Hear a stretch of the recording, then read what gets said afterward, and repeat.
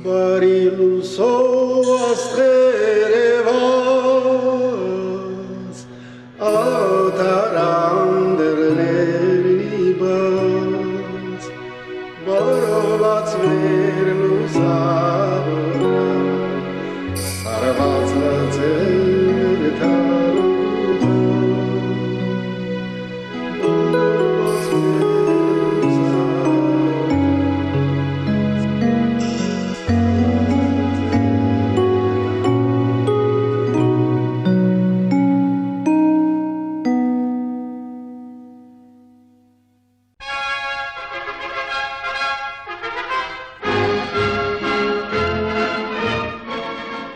Միությունը, որի մասն էր նաև Հայաստանի Խորհրդային Սոցիալիստական Հանրապետությունը,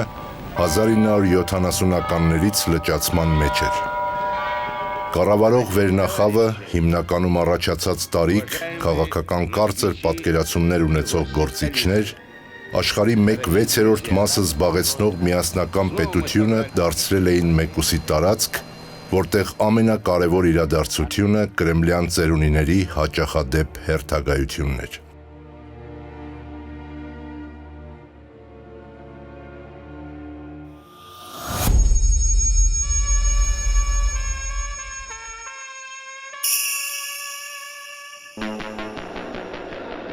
«54-ամյա Միխայիլ Գորբաչովի նշանակումը Խորհրդային Միության Կոմկուսի գլխավոր քարտուղարի պաշտոնում լավ նորություն էր։ Նրա հռչակած պերեստրոյկան ճահճացումից ձերբազատվելու հույս։ Чтобы сделать перестройку необратимой, не допустить повторения того, что было в прошлом, надо все поставить под контроль, опять-таки, народа. А чтобы решить эти задачи, есть только один путь – широкая демократизация советского общества. Բազմազգ պետության մեջ շատ էին տնտեսական ու սոցիալական հրատապ խնդիրները։ Քիչ չէին նաև ազգային կնճռոտ հարցերը, որոնց լուծման համար պերեստրոյկան ճանապարհ էր հարթում։ Դրանք էլ հենց դառնալու էին Գորբաչովյան վերափոխումների փորձաքարը։ Առաջինը եղավ Լեռնային Ղարաբաղի ինքնավար մարզը, որը 1923-ին Կովկասյան բյուրոյի որոշմամբ կցվել էր խորհրդային Ադրբեջանին։ Պատմական այս անարդարությունը վերացնելու հարցը տարբեր ձևակերպումներով 1930-ականներից պարբերաբար արծարծվում էր։ 1936-ին Խորհրդային Միության նոր սահմանադրության ընդունման նախօրեին, երբ անդրֆեդերացիան պետք է տրոհվեր 3 հանրապետությունների, Աղասի Խանջյանը ակնարկում էր Լեռնային Ղարաբաղը Հայաստանի կազմում ներառելու նպատակահարմարությունը։ Երկրորդ աշխարհամարտից հետո Հայկոմկուսի ղեկավար Գրիգոր Հարությունյանը Ստալինին առաջարկել էր Ղարաբաղը միացնել Հայաստանին, այդ ծրագիրը բացատրելով սկսված ներգաղթով և հայրենադարձներին բնակեցնելու հրատապությամբ։ Կոմունիզմի հաղթանակի համար մարտնչող թանկագին Նիկիտա Սերգեևիչ Խրուշչովին, չի մոռացվի մանկական վառ ժպիտով։ 1961-ին, երբ Նիկիտա Խրուշչովն էր այցելել Հայաստան, Ղարաբաղի խնդիրը նրա առջև դրել էր Հայկոմկուսի առաջին քարտուղար Հակոբ Զարոբյանը։ Այս ամենից բացի Կրեմլը Հայաստանից ու Լեռնային Ղարաբաղից հազարավոր ստորագրություններով նամակներ էր ստանում, որոնք մնում էին անպատասխան։ Հարցը վերևում լուծելու հույսը սպառվել էր։ Պետք էր փորձել ներքևից, ինչի հնարավորությունը պերեստրոյկան կարծես թե տալիս էր։ Пойдет вперед по пути начатых глубоких преобразований, и тогда убежден наше великое многонациональное государство ждет достойное будущее, либо верх возьмут контрперестроечные силы, и тогда страну народ ожидает, давайте смотреть правде в глаза, мрачные времена. 1988-ի փետրվարի 13-ին Լեռնային Ղարաբաղում սկսվեցին զանգվածային հանրահավաքներ, որոնք հաջորդող օրերին սաստկացան գործադուլներով։ Արցախի հայությունը պահանջում էր հրավիրել մարզխորհրդին նստաշրջան և ընդունել որոշում Ադրբեջանին ենթակա Լեռնային Ղարաբաղի ինքնավար մարզը Հայաստանին միացնելու մասին։ Չնայած խոչընդոտներին փետրվարի 20-ին նստաշրջանը կայացավ։ Խորհրդային միության պատմության մեջ առաջին անգամ իշխանության մարմինը ներքևից, առանց վերադաս խորհրդային կամ կուսակցական ատյանի համաձայնության, ավելին, նրա կամքին հակառակ որոշում ընդունեց։ Միացում, только միացում։ Միացում, только միացում։ Ինչու եք լուքում ձեր աշխատատեղերը, հետաքրքիր է։ Միայն միացում։ Միացում, միացում։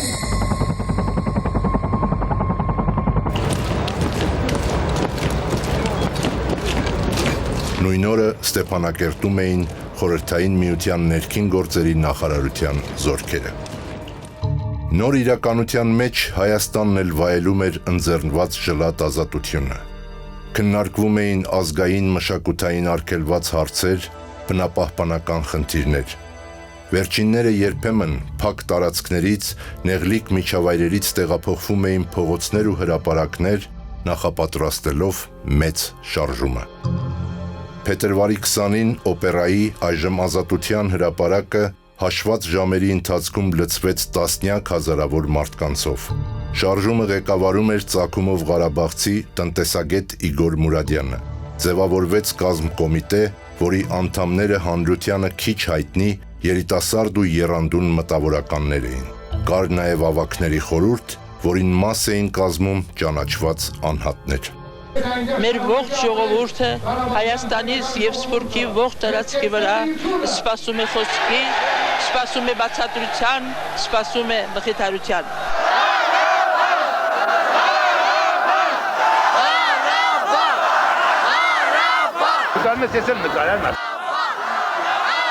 Հանրահավաքից ավալից անակնկալի եկած Մոսկվան խորհրդային միության Կոմկուսի կենտկոմի որոշմամբ դատապարտեց շարժումը, ծայրահեղականներ, ազգայնականներ պիտակը փակցնելով դրա մասնակիցներին։ Եվ սա այն դեպքում, երբ բողոքի խաղաղ ցույցի դուրս եկած մարդիկ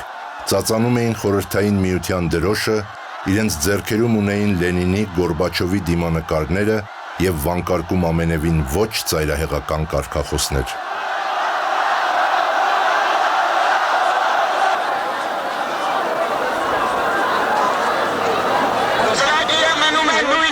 Մենք պիտի պահանջենք այսօր անպայման պիտի պահանջենք գումարել արտահերթ սեսիա։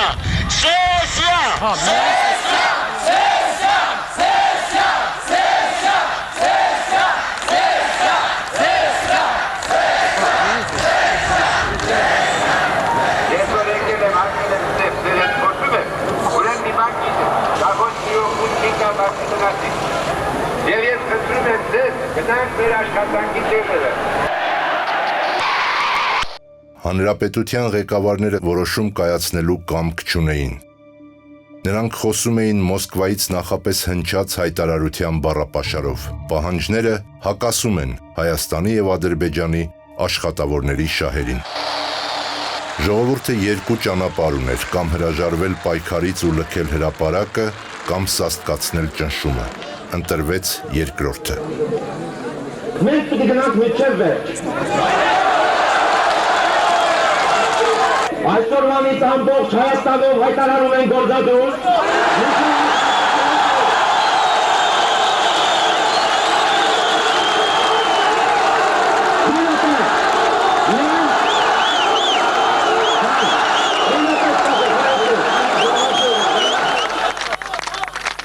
Շուրջ 20,000 մարդ ամբողջ գիշեր քայլեցին մայրաքաղաքի թաղամասերով, հորդորելով միանալ շարժմանն ու գործադուլին։ Առավոտյան հանրահավաքի մասնակիցների թիվը արդեն մոտենում էր կես միլիոնի։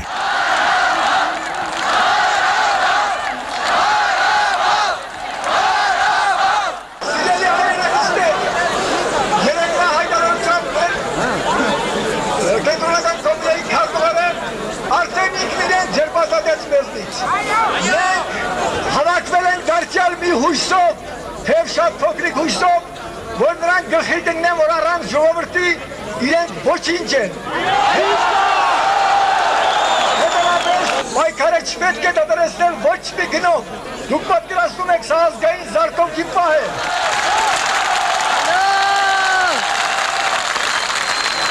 իբյուր ձայնից բնության շքեր, թեև ծրծին սիրողաբար, մատուկուսին ամենակեր, որ ժամեն կապուկ ծրավ, ու ինձ այնի այնքան սիրում, կան զանցկավի եղնայրանում։ Իշխանություններին մտահոգում էր ոչ միայն զանգվածային շարժման օրակարգը, որի միակ հարցը Լեռնային Ղարաբաղի մարզխորհրդի դիմումի դրական պատասխանը ստանալն էր, այլև երևույթն ինքնին։ Աննախադեպ համախմբումը եւ էներգիան սպառնում էին սասանել միասնական պետության քաղաքական հիմքերը։ Վիճակից դուրս գալու միջոց էր պետք գտնել։ Միխայիլ Գորբաչովը ընդունել էր բանաստեղծուհի Սիլվա Կապուտիկյանին եւ գրող Զորի Բալայանին, հորդորել տուն ուղարկել հրապարակում հավաքված ժողովրդին, հավաստիացրել, որ կենտրոնական իշխանությունը ստանձնում է հարցը քննարկելու եւ луծելու պարտավորություն։ Նույն օրը նա հատուկ ուղերձով դիմեց հայ եւ ադրբեջանցի ժողովուրդներին։ Значит, товарищи, я вас призываю еще раз, сейчас внимательным образом, чутко, без эмоций выслушать обращение генерального секретаря. Гражданскую зрелость и выдержку, вернуться к нормальной жизни и работе, соблюдать общественный порядок. Наступил час разума и трезвых решений. Михаил Сергеевич Горбачев.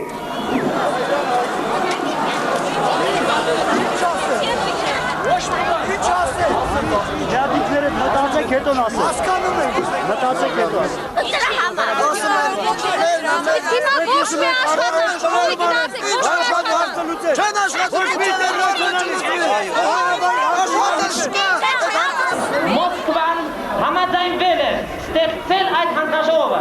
Հիմա մենք ունենք այստեղ լուծելու մեկ հարց. ինչքան ժամանակ ենք տալիս այդ հանձնաժողովին։ Որոշ տալ գլուխներ այստեղ ասում են մի ժամ, մեկ օր, դա լուրջ չի։ Մենք տվել ենք մեկ ամիս։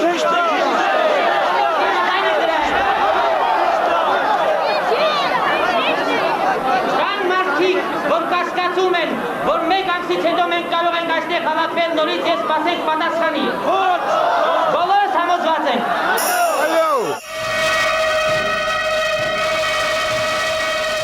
Պատասխանը հնչեց հենց հաջորդ օրը։ Սումգայիթում սկսվեց հայերի ջարդը, որին զոհ գնացին քաղաքի 28 բնակիչներ, իսկ հրաշքով ողջ մնացածները լքեցին իրենց տները։ Մոսկվան ակնարկում էր, թե դա Ադրբեջանի բիրտ արձագանքն էր։ Իր պատասխանը հնչելու էր պայմանավորված ժամին։ Ամիսը չլրացած կենտրոնական մամուլի էջերում սկսվեց քարոզչական ագրեսիա։ Եղան հրապարակումներ, որոնց հեղինակները լուտանքներ էին թափում շարժման մասնակիցների հասցեին, բայց դա նախերգանքն էր։ Նշանակված հանրահավաքից մեկ օր առաջ Երևան մտցվեցին զինյալ ստորաբաժանումներ, մայրաքաղաքի երկնքում հայտնվեցին անկանոն ճախրող ռազմական տասնյակ ուղղաթիռներ, հանրահավաքը հետաձգվեց, ի նշան բողոքի Երևանը հայտարարվեց մեռյալ քաղաք։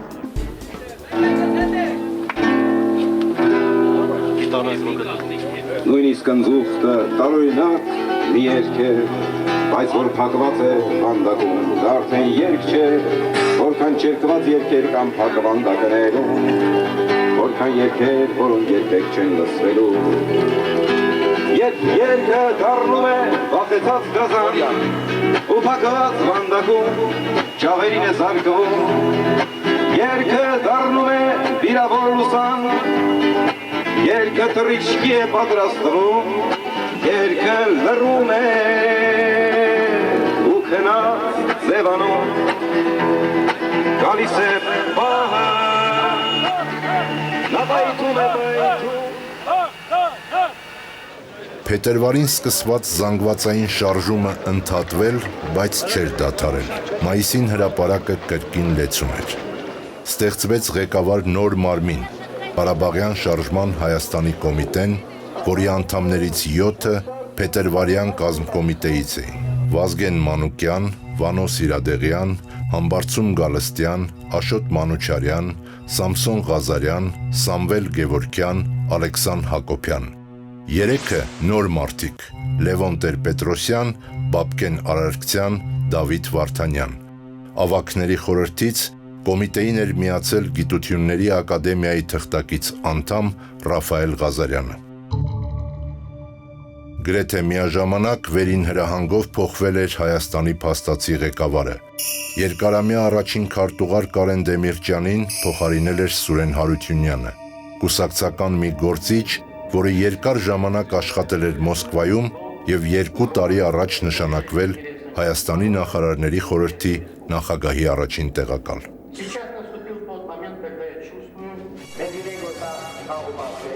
Շարժումը նոր շրջափուլ էր մտնում, լի վտանգներով ու փորձություններով, որոնք հաղթահարելու համար հարկավոր էր ամուր կամք ու համառ աշխատանք։ Մենք պիտի հաշված լինենք այն մտքի հետ, որ ժամանակ առ ժամանակ մեզ կանչելու ենք քննության, կանչելու սպառնալու է։ Մի քանի օրով նստածնելու է բանը, երևի մեզ է ձերբակալելու, այնպես ոչ ուջապի կարիք չկա։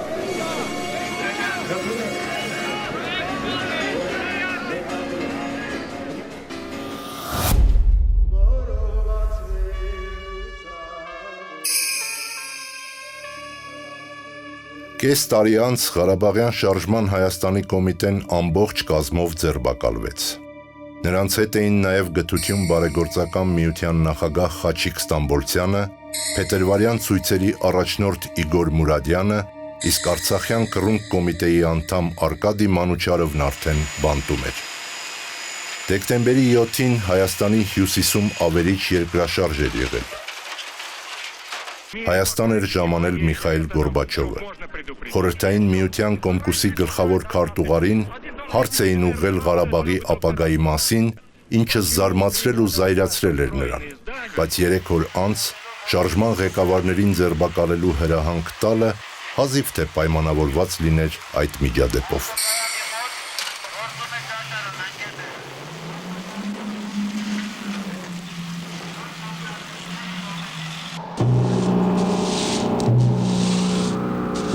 Խորհրդային միությունը նոր էր ազատվում քաղաքական բանտարկյալների ու հալածյալների ամոթալի բեռից։ Բանտերին ու ճամբարներին հրաժեշտ էին տալիս վերջին այլախոհները։ Միության բարենորոգվող վարկն առանց լուրջ պատճառի չէր զոհաբերվի։ Последние годы и месяцы доказали. Լուրջ պատճառն ինքը Ղարաբաղ կոմիտեն էր, որն առանձին մի հանրապետությունում իր պերեստրոյկան էր անում։ Մենք պետք է վերակառուցվենք ոչ թե այդ մարդկանց միջոցով, այլ այդ մարդկանց դեմ։ Եթե հանրապետության քարտուղարը չի կարող մեզ հետ գնալ, թող հրաժարական տա։ Եթե այդքան համարձակություն չունի, եթե անգամ այդքան համարձակություն չունի իրենց անունով անվանի, ապա թող հրաժարական տա։ Վերակառուցումը եւ այդ մարդիկ անհամատեղելի են։ Իշխանության բարձրագույն մարմինը Գերագույն խորհուրդն էր, որը տասնամյակներ շարունակ եղել էր միակ կուսակցության կամակատարը։ Դեպուտատներն ընտրվելու փոխարեն նշանակվում էին։ Նստաշրջանը կար ու մնում էր միաձայն քվեարկող ծափահարողների ասպարեզ։ Դեմ ձեռնպա չկան։ Այս Գերագույն խորհուրդը պետք էր դարձնել ժողովրդի նպատակներն ընկալող եւ դրանց իրավական ուժ տվող մարմին, ինչը հաջողվեց անել 1988-ի հունիսի 15-ին։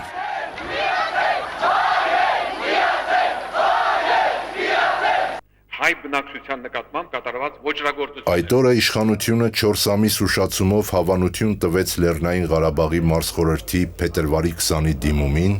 հապաղումով ցավակցեց Սումգայիթի զոհերին, դատապարտեց ոճիրը, ժողովրդի եւ իր միջև ունենալով սաղավարտավոր վահանակիրների հոծ շարքեր։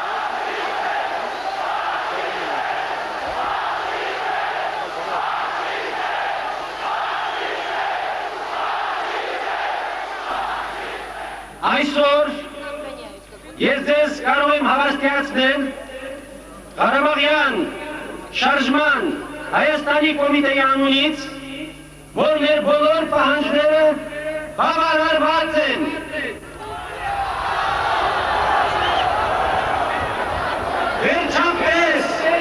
Վերջապես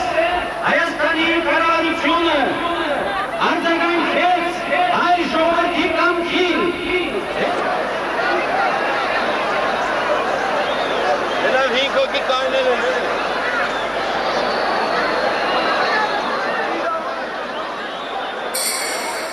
Президиум рассмотрел вопрос о решениях Верховных Советов Армянской ССР и Азербайджанской ССР о Нагорном Карабахе. Заседание открыл Андрей Андреевич Громыко. Երկրի ղեկավարներն այս հաղթանակները մսխում էին մոսկովյան բարձր ատյաններում, չկարողանալով տեղ հասցնել իրենց իսկ ընդունած որոշումներն ու ժողովրդի ձգտումները։ Да люди жалуются, что их на работу не пускают, понимаете. Շարժումը սակայն համառ էր ու չէր պատրաստվում հրաժարվել իր ընտրած քաղաքական ուղուց։ Դա քաղաքական պայքարի ուղին է, դա օրինական ակցիաներով ճնշումն է Մոսկվայի վրա, դա օրինական գերագույն խորհրդի նստաշրջաններն են, դա որպես տարիներ միջոց գործածուներ են եւ մնացած բոլոր այլ քաղաքական ակցիաները։ Դա է մեր ուղին։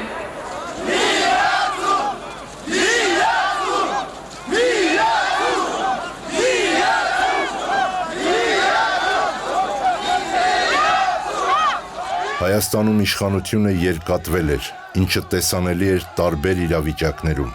1988-ի նոյեմբերի 7-ին օրինակ ղեկավար վերնախավը տրիբունա էր բարձրացել դիմավորելու հոկտեմբերյան հեղափոխության ցնծությամբ ապրող ժողովրդի շքերթը, բայց հանդիպեց շարժման հորձանքին։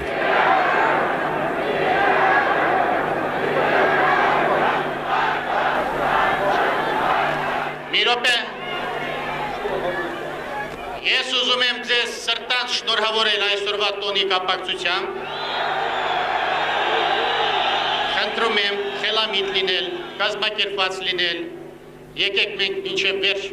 մեր դեմոնստրացիան վերջացնենք և հետագայում էլ ձեզ հետ միասին բոլոր հարցերով կզբաղվենք։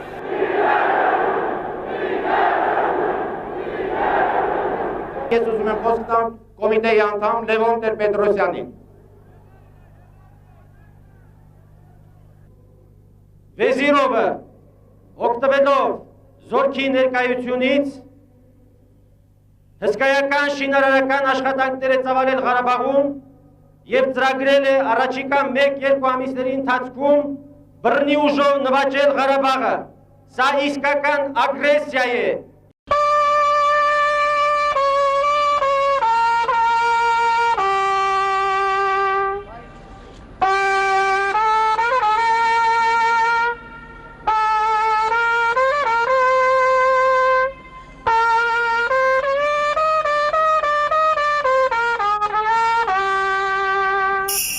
Առջևում Գերագույն խորհրդի հերթական նստաշրջանն էր։ Այն սկսվեց նոյեմբերի 22-ին, քննարկեց ընթացիկ մի քանի հարցեր, շարժման ճնշմամբ ճանաչեց հայոց ցեղասպանությունն ու մնաց անավարտ։ Ընդհատման պատճառը Ղարաբաղ կոմիտեի առաջարկած նախագծերն էին։ Վաղը, մյուս օրը, մեզ սպասում է դեռ ծանր պայքար, այնպիսի մի միասնականություն և վճռականություն, ինչպիսին մեր ժողովուրդը հանդես բերեց հունիսի 15-ին։ Ես ուզում եմ մեկ անգամ էլ կրկնել, թե ինչ է մեր ժողովուրդը սպասում այդ նստաշրջանից։ Ամենակարևորները, մեր դեպուտատները պետք է անեն ամեն ինչ, որպեսզի հայկական Գերագույն խորհրդի նստաշրջանը իր վերաբերմունքը արտահայտի սովետական հանրապետությունների սուվերենությունը սահմանափակող և երկրի դեմոկրատացման պրոցեսը սահմանափակող այն օրինագծերի վերաբերյալ, որոնք տրվել են համաժողովրդական քննարկման։ Եվ ամենակարևորը, որ այդ նստաշրջանը ևս մեկ անգամ պետք է հավաստի, պետք է կայացնի իր պնդումը, որ Լեռնային Ղարաբաղի ինքնավար մարզը համարվում է Հայաստանի անբաժան մասը։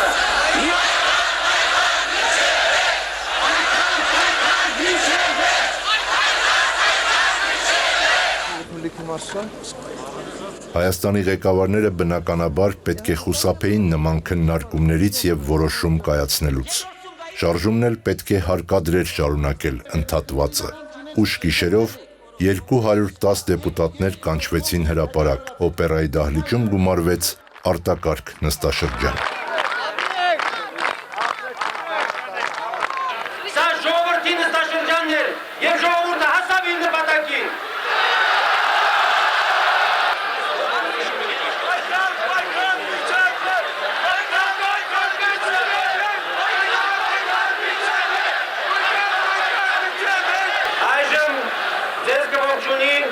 Հայաստանի Գերագույն սովետի նախագահ Գերտոմոյանը։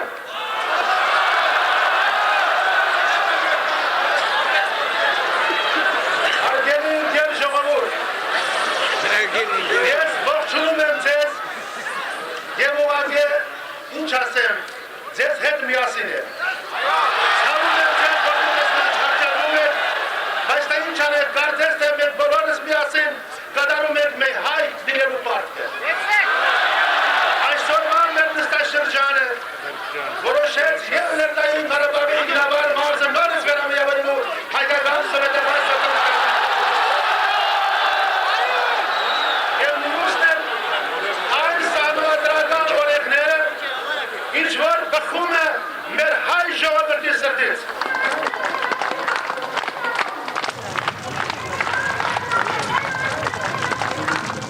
Սա արդեն անհնար էր հանդուրժել։ Նույն գիշերը Երևանում հայտարարվեց պարետային ժամ, քաղաք մտան զորքեր, բայց Ղարաբաղ կոմիտեին մեկուսացնելը այլ, ավելի կարևոր ու հեռահար նպատակ ուներ։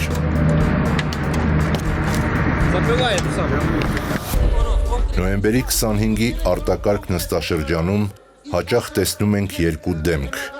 Աշոտ Մանուչարյան, Խաչիկ Ստամբոլցյան։ Նստաշրջանին նրանք մասնակցում են ոչ թե սոսկ որպես շարժման ներկայացուցիչներ, այլ թափուր տեղերում ընտրված դեպուտատներ։ Իսկ դա նշանակում էր, որ ընտրական մեխանիզմը դուրս էր եկել կուսակցական վերահսկողությունից։ Սա էլ իր հերթին նշանակում էր, որ Միության Գերագույն խորհրդի 1989-ի մարտին կայանալիք ընտրություններում շարժումը կարող էր անցկացնել իր թեկնածուներին, Մոսկվա գործուղելով ազատ և ակտիվ մարդկանց։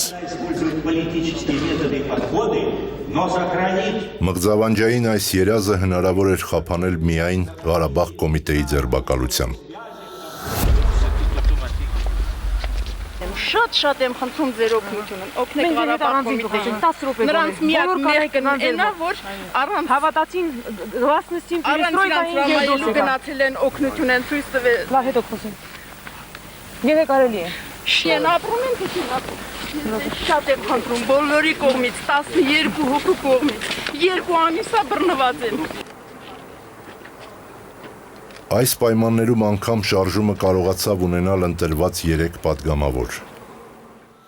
Սոս Սարգսյան, Կարեն Սիմոնյան, Գալինա Ստարավոյտова։ Я уже сделала несколько депутатских запросов в отношении комитета «Карабах», в отношении их состояния здоровья, в отношении санкций на арест 2 депутатов Верховного Совета Армении и того, кто дал согласие на их арест.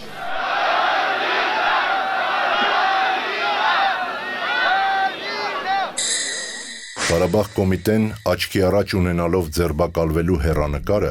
նախապես ստեղծել էր փոխարինող կազմ, որի անդամներն ամեն կերպ պահպանեցին շարժման կամքն ու եռանդը, միաժամանակ պայքարելով ձերբակալված ընկերների ազատության համար։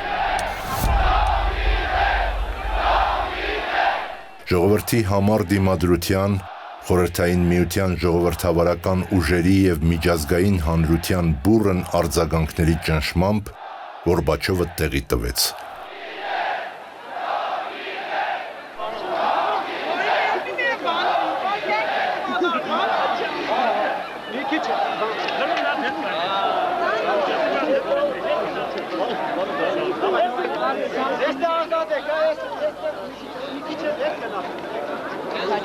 Շարժումը ազգային ասետակրականից արդեն վերաճեց հակաբյուրոկրատականի և դեմոկրատականի։ Եվ եթե կենտրոնական ղեկավարությունը, պոլիտբյուրոն փետրվարին կրահել, որ այդ շարժումը գնալու է այդքան հեռու եւ այդքան խորը, ես համոզված եմ, որ նրանք այն հապճեպ մերժումը չէին անի փետրվարին։ 1989-ի նոյեմբերին եղավ հայոց համազգային շարժման առաջին համագումարը, որի նպատակներն ու ծրագիրը հրապարակվել էին դեռ 88-ի օգոստոսին։ Այն վճռական էր տրամադրված ժողովրդավարական վերափոխումները առաջ տանելու հարցում, իսկ գաղափարական հայեցակարգով հակադրվում էր հայոց քաղաքական ավանդական մտքին երազապաշտության փոխարեն առաջարկելով իրապաշտություն։ Մենք իրոք պետք է դառնանք ժամանակակից ազգ։ Մեր հարևանը կարող է լինել դեմոկրատ, կարող է լինել սոցիալիստ, կարող է լինել ֆաշիստ։ Ինչ ասես կարող է լինել։ Եվ մենք չէ որ պետք է որոշենք, թե հարևանները ինչ ձևով պետք է ապրենք, բայց մենք պետք է ֆաշիստի հետ էլ լեզու կարողանանք գտնել, մյուսի հետ էլ մյուսի հետ։ Տեսնում եք, թե ուր է գնում այս երկիրը։ Վաղը կարող է կործանվի, եւ վաղը կարող է ռուսական բանակ էլ այստեղ չլինի, լինի Հայաստան, լինի Ադրբեջան, լինի Պակիստան, լինի Թուրքիա, լինի Վրաստան, որոնց բոլոր հարևաններին պետք է հաշվի առնել եւ հասկանալ, Աստծո կողմից տրված հարևաններ են։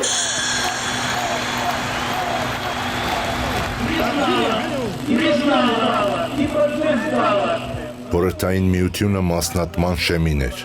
Որոշ հանրապետությունների անկախական ուղերձներն արդեն ստիպում էին մտածել անջատումն օրենսդրորեն կարգավորելու մասին։ 1990-ի ապրիլին ընդունվեց Խորհրդային միության կազմից դուրս գալու կարգն ու հետևանքները սահմանող օրենք, որը իրավական խորամանկ մեխանիզմ էր։ Հանրապետությունների անկախացումը նախատեսվում էր հանրաքվեով։ Այն կարող էր տեղի ունենալ Գերագույն խորհրդի կամ ընտրողների 1/10 նախաձեռնությամբ։ Հանրաքվեի արդյունքը կհամարվեր դրական, եթե դրա օգտին քվեարկեր ձայնի իրավունք ունեցող քաղաքացիների 2/3-ը։ Բազմազգ հանրապետությունների համար սա պարզապես ծուղակ էր։ Հայաստանին նվեր։ Համազգային շարժումը, սակայն, դրանից չէր շտապում օգտվել։ Պետք էր պատրաստվել Գերագույն խորհրդի հերթական ընտրություններին, որի անցկացման օրը իշխանություններն ամեն կերպ աշխատում էին թողնել անորոշ։ Եվ Արցախի խնդիրը լուծելու համար, եւ Հայաստանի սուվերենության հարցերը լուծելու համար անհրաժեշտ է Հայաստանում ստեղծել ժողովրդական իշխանություն, եւ մենք պետք է ձգտենք այդ իշխանությանը։ Հրավիրվեց նստաշրջան, որը եւ որոշեց ընտրություններն անցկացնել մայիսի 20-ին։ Իդեպ, Գերագույն խորհրդում շարժումն արդեն ուներ 5 դեպուտատ։ Աշոտ Մանուչարյանին եւ Խաչիկ Ստամբոլցյանին էին միացել թափուր տեղերում ընտրված Ռաֆայել Ղազարյանը, Լևոն Տեր-Պետրոսյանը եւ Ռոբերտ Քոչարյանը։ Ղազարյանն ու Տեր-Պետրոսյանն անգամ նախագահության անդամ էին։ 1989-ի դեկտեմբերի 1-ի Գերագույն խորհրդի նստաշրջանի Արցախը Հայաստանին միավորելու որոշման համաձայն գալիք ընտրություններում 10 մանդատ հատկացվեց Արցախի պատգամավորներին։ Մայիսյան ընտրություններից առաջ Հայկոմկուսի կենտկոմում թարմացում եղավ։ Սուրեն Հարությունյանի փոխարեն առաջին քարտուղար դարձավ Մինիստրների խորհրդի նախագահի տեղակալ Վլադիմիր Մովսիսյանը։ Մի գործիչ, որը սոսկ կաբինետային աշխատող չէր, ճանաչված էր գյուղական շրջաններում, ամենակարևորը երբևէ չէր եղել շարժման թիրախում։ Վերամեկնարկի գլխավոր նպատակը մայիսի 20-ին նշանակված ընտրությունները խափանելն էր։ Իրավական մեխանիզմներով դա հնարավոր չէր անել։ Հարցը տեղափոխվեց բարոյական հարթություն։ Առաջ քաշվեց համազգային համերաշխության ինչ-որ մարմին ստեղծելու գաղափար, հետո ասվեց, թե Հայաստանի քաղաքական հասարակական միավորները իբր կայացած չեն, ավելի ուշ առաջարկվեց խորհրդարանականից առաջ անցկացնել նախագահական ընտրություններ։ Բոլոր այս ձեռնարկները անհետևանք ձախողվում էին։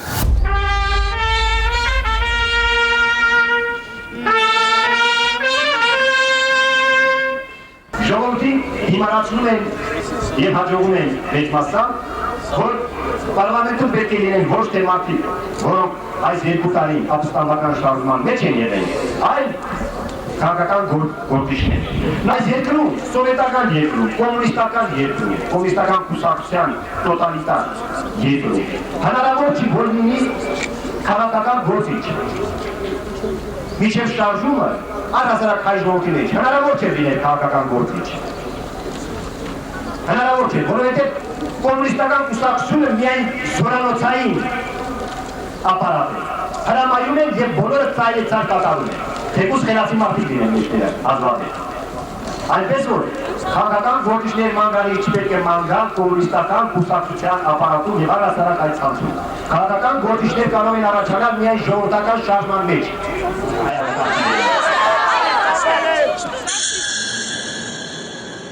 Մայիսի 20-ին Հայ Կոմկուսը առաջին անգամ մրցելու էր քաղաքական մի հակառակորդի հետ, որը ընդամենը 2 տարում ժողովրդի աջակցությամբ իշխանության հավակնելու իրավունք էր ձեռք բերել։ Համազգային շարժումը ընտրությունների առաջին փուլում մեծամասնություն չունեցավ, բայց ըստ էության հաղթեց։ Ես բոլորից շնորհավորում եմ մեր ժողովրդի ազատության, մեր ժողովրդի անկախության, ծանր ճանապարհին ընկած առաջի քայլը կատարելու համար։ Մենք 3 առաջի քայլն ենք կատարել, ընտրել ենք մեր առաջին ազատ խորհրդարանի անդամներին։ Հունիսին կատարվելիք վերաքվեարկության եւ կրկնական ընտրությունների արդյունքները կենտրոնի համար կանխատեսելի ու մտահոգիչ էին։ Գործի դրվեց բռնի ուժի ավանդական մեթոդը։ Հայաստանի ղեկավարները կանչվեցին Մոսկվա կարևոր հանձնարարականներ ստանալու։ Նույն օրը Պետանվտանգության կոմիտեի նախագահ Բադամյանցը հարցազրույց տվեց Խորհրդային Հայաստան թերթին, չգիտես ինչու, հենց այդ պահին խոսելով զինված խմբավորումների եւ դրանց գործունեության մասին։ Раздался клич вооружаться. Начались нападения на военные объекты. Подразделения милиции. Օպերատիվ սադրանքը կանխել չհաջողվեց։ Մայիսի 27-ին Երևանի երկաթուղային կայարանում զինված բախում եղավ հայ կամավորականների եւ սովետական զինվորների միջև։ Выступил первый секретарь ЦК Компартии Армении Владимир Мовсисян. Он осудил безответственные действия вооруженных группировок и отдельных лиц. Իշխանությունը փորձնողները կապեցին 3 ժողովրդի արյունը։ Զոհվել են 6 հոգի։ Կեսօրից հետո Սովետաշենի ճանապարհին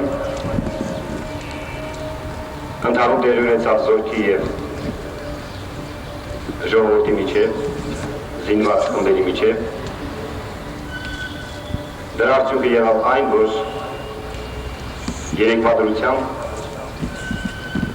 կար արդեն 22 զոհ։ Ինչից ենք մենք փրկվել 3։ 3 մենք փրկվել ենք այնուամենայնիվ քաղաքում մեծ պատերազմից։ Չնայած զորքերը ամեն ինչ անում էին իրենց շարժումներով քաղաքի մեջ, որ ժողովուրդը ներքաշվի այդ պատերազմի մեջ։ Տիտանական ջանքերով հաջողվեց լոկալացնել կռիվը։ Ինչ էր տեղի ունեցել իրականում։ Երկրապահները տարբեր ուղիներով զենք էին ձեռք բերում, այդ թվում նաև գնելով զինվորականներից, որոնք հաճախ ուրախությամբ նրանց հետ մտնում էին եկամտաբեր գործարքի մեջ։ Այս դեպքում եւս նախնական պայմանավորվածություն կար, բայց ծուղակ էր նախապատրաստված։ Мы благодарны вам за то, что Իհարկե, առաջին մեղավորությունը այս պահին իրենց կազմակերպվածի մեջ էր, բայց մեղավորություն ունենք նաև մենք, որ այդ ամենի մասին իմանալով քաշվեցինք այդ պրովոկացիայի մեջ։ Մենք որոնեցանք 2 տարի ու կես այնքան ծով համբերություն ուրիշ ոչ ոք մեր փոխարեն չեր ունենա։ Հիմա էլ պարտավոր ենք այդ համբերությունն ունենալ։ Հիմա էլ ենք պարտավոր ամեն կերպ խուսափել այդ սադրանքներից։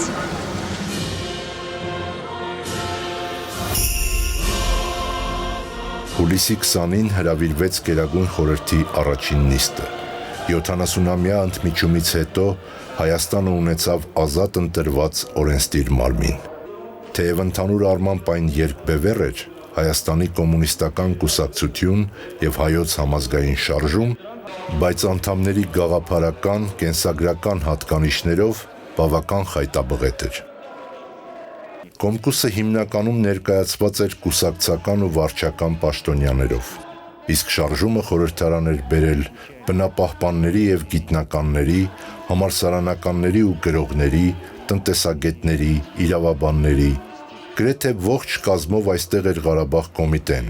Ներկա էին խորհրդային տարիներին ազգային, անկախական եւ ազատական գաղափարների համար ազատազրկված մարդիկ։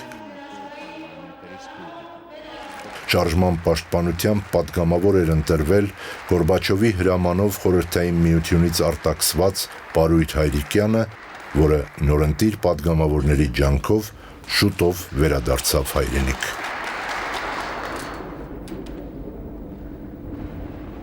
Ուժերից ոչ մեկը ձայների զգալի առավելություն չուներ։ Հարցը պետք է վճռվեր Գերագույն խորհրդի նախագահի ընտրությամբ։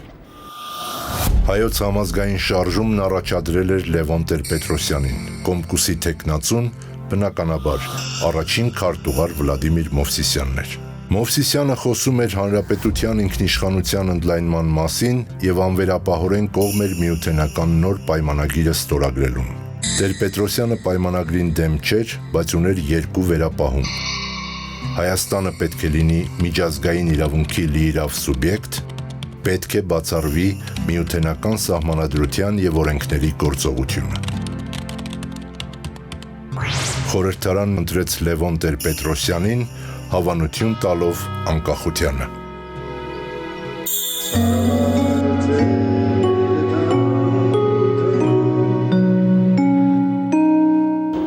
Գերագույն խորհրդի նորընտիր նախագահի առաջին պաշտոնական հայտարարությունը ըստ էության ուղղված էր կենտրոնին։ Сегодняшний день это стабилизация обстановки в республике. Հայաստանի իշխանություններն ի վիճակի են կարճ ժամանակի ընթացքում սեփական ուժերով լուծելու հանրապետության ներքին կյանքին վերաբերող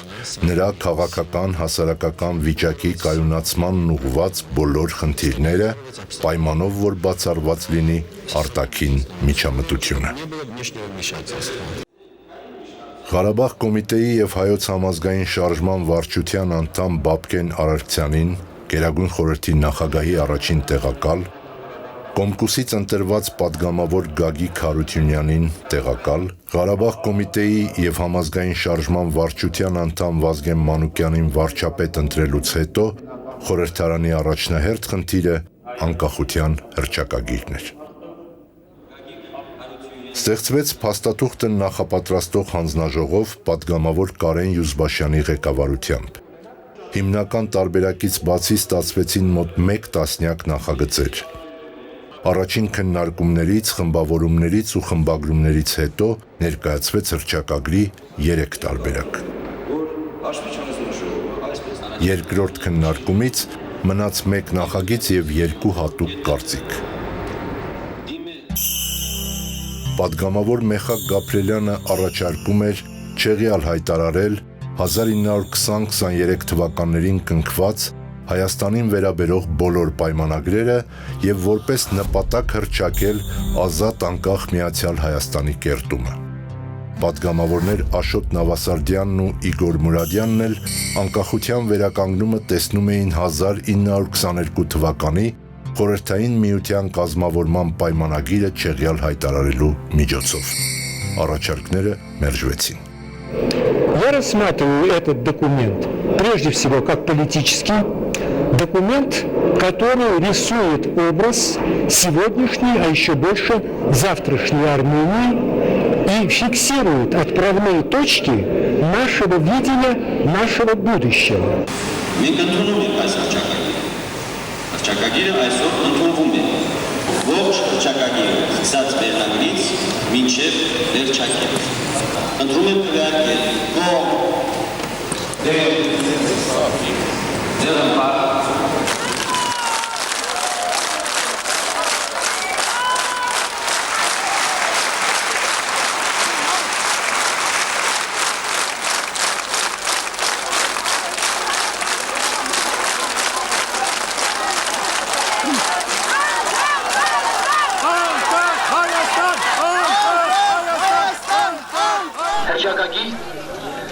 Հայաստանի անկախության մասին։ Հայկական խորհրդային սոցիալիստական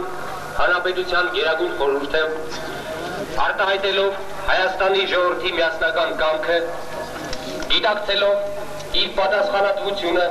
հայ ժողովրդի ճակատագրի առջև, խնդիր դնելով ժողովրդավարական իրավական հասարակարգի ստեղծումը հռչակում է անկախ պետականության հաստատման գործընթացի սկիզբը։ Հայկական խորհրդային սոցիալիստական հանրապետությունը վերանվանվում է Հայաստանի Հանրապետություն։ 23 օգոստոսին 1990 թվական քաղաք Երևան։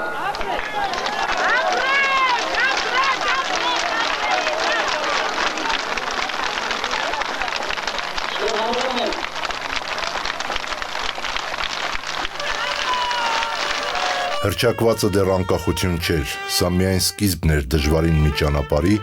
որով Հայաստանը հասնելու էր իրական անկախության։ Այդ ճանապարհին կային բազում խոչընդոտներ, որոնցից արժե առանձնացնել 4-ը։ Կենտրոնը միասնական պետության գոյությունը պահպանելու իր ջանքով, Ադրբեջանը Լեռնային Ղարաբաղը վերանվաճելու նկրտումներով, Կոմկուսի պարտությունից ուշքի չեկած վարչամեքենան և զինված խմբավորումների մի մասը օրինական իշխանությանը չճանաչողի վարքով։ Դրանցից մեկն այսպես կոչված հայոց ազգային բանակն էր,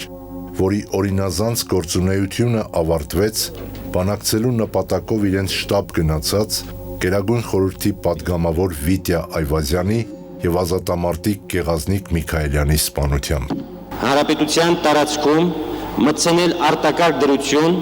և պարետային ժամ Նորընտիր ղեկավարների սառնասիրտ պահվածքը հնարավորություն տվեց բացառել ներքին բախումները։ Приняли фактически единогласно такое тяжелое, страшное, свинцовое решение. Это был мужественный шаг, так резко взять ответственность на свои плечи. Ինքնակոչ բանակը զինաթափվեց, իսկ զինյալ մյուս խմբավորումները ներգրավվեցին ռազմական պետական կառույցներում։ Այո, Երանի նրանց, ում վրա որ դրված է իր հայրենիքի պետականորեն պաշտպանման սուրբ գործը։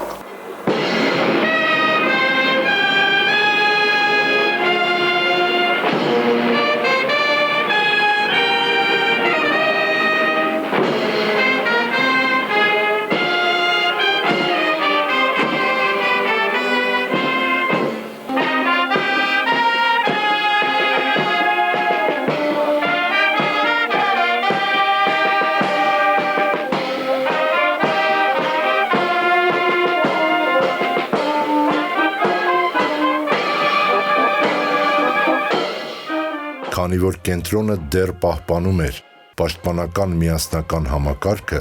որոշվեց բանակի գործառույթը ևս հանձնել ներքին գործերի նախարարությանը։ Ստեղծվեց միլիցիայի օպերատիվ հակազդեցության ջոկատ, որի հիմնական գործը Հայաստանի սահմանների պաշտպանությունն էր։ Հաջորդ քայլը ներքին գործերին առընթեր պաշտպանության և հասարակական կարգի պահպանության հատուկ գնդի ստեղծումն էր։ Նորակաց գունդս Հայաստանի Հանրապետության։ Երկրի կայունությունն ապահովելուց հետո Գերագույն խորհուրդը անցավ օրենսդրական աշխատանքի։ Ըստ խնդիրների ու բնագավառների ստեղծվեցին մշտական հանձնաժողովներ, որոնք մշակում և առաջարկում էին ժողովրդավարության խորացմանը միտված անկախությունը ամրապնդող նախագծեր։ Два вопроса. Можно, да? Как вы связываете развитие форм собственности фактическим социальным статусом республики? Մեր տնտեսական քաղաքականությունը պետք է գոնե առաջիկա տարիներում ունենա ոչ այնքան սոցիալական, որքան քաղաքական ուղղվածություն, այսինքն կապված մեր պետականության, անկախ պետականության ստեղծման հետ։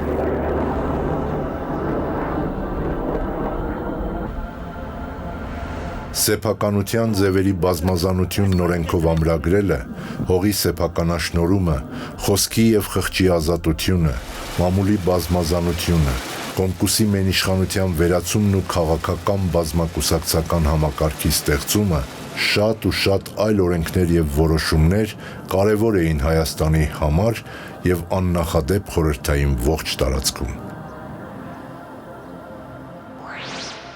Միաժամանակ հետ էին վերցվում կենտրոնին պատվիրակված լիազորությունները։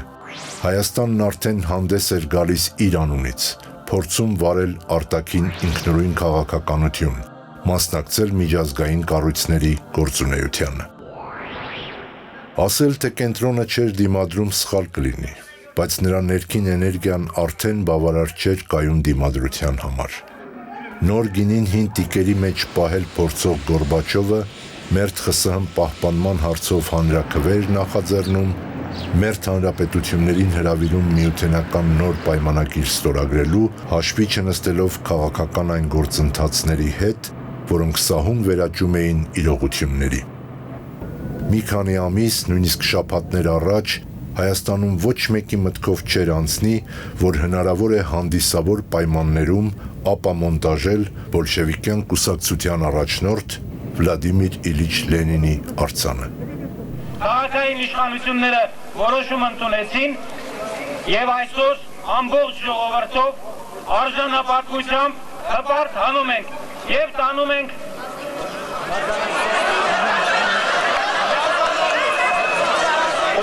իմաստով չեմ ասում, տանում ենք աղբանոց, պատմության աղբանոց ենք տանելու այս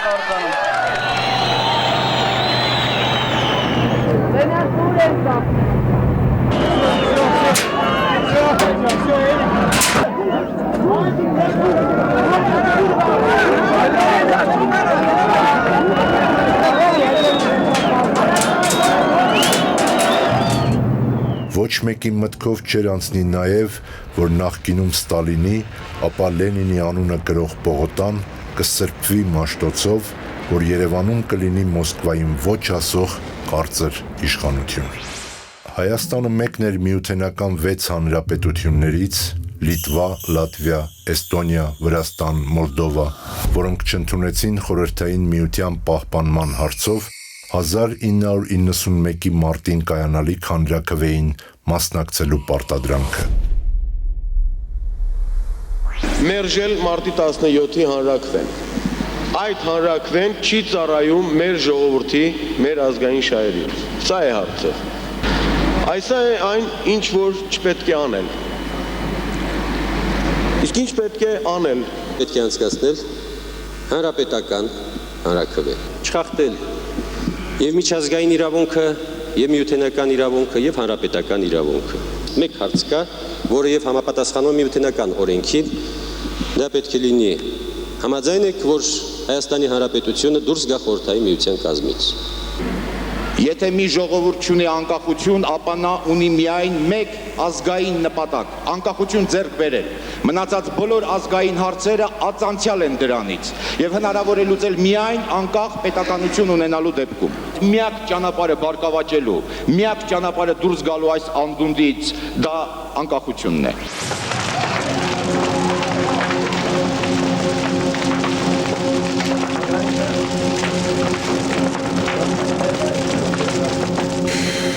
Карательные операции продолжаются и на территории Армении. Օրինական այս ցկտումից Հայաստանին շեղել հնարավոր էր միայն բռնարարքներով։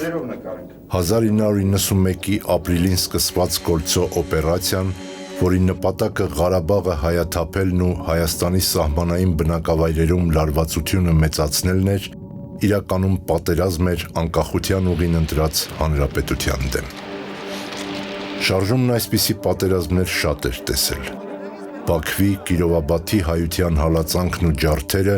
փորձարկված Սումգայիթյան լաբորատորիայում, Լեռնային ու Դաշտային Ղարաբաղում հայերին պարտադրված վարչական եւ ռազմական սահմանափակումները, Երասխավանի մարտերը ավերածություններով ու զոհերով, երկաթուղային շրջափակումները տնտեսական եւ հումանիտար ահավոր հետևանքներով շարժման ոգին ընկճելու նպատակ էին հետապնդում, բայց ամեն հարված ավելի ու ավելի էր արագացնում նպատակին հասնելու սլացքը։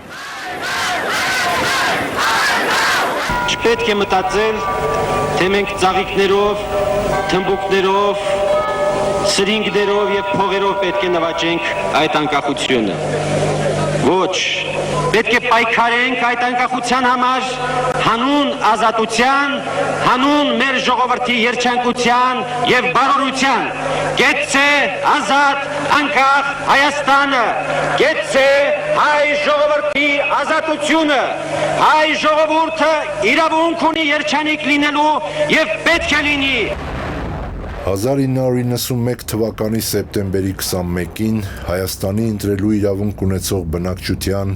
95%-ի մասնակցությամբ անցկացվեց հանրաքվե։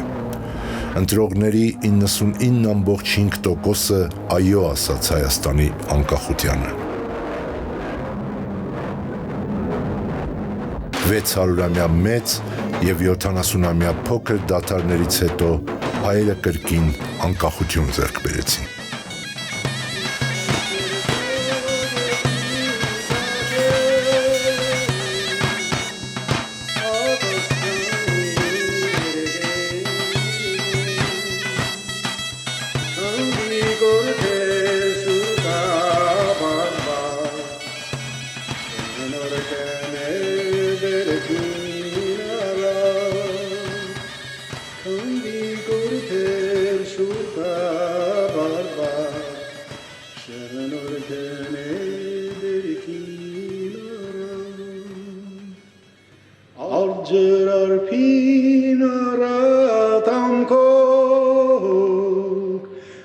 Մաչնիկային խոփնի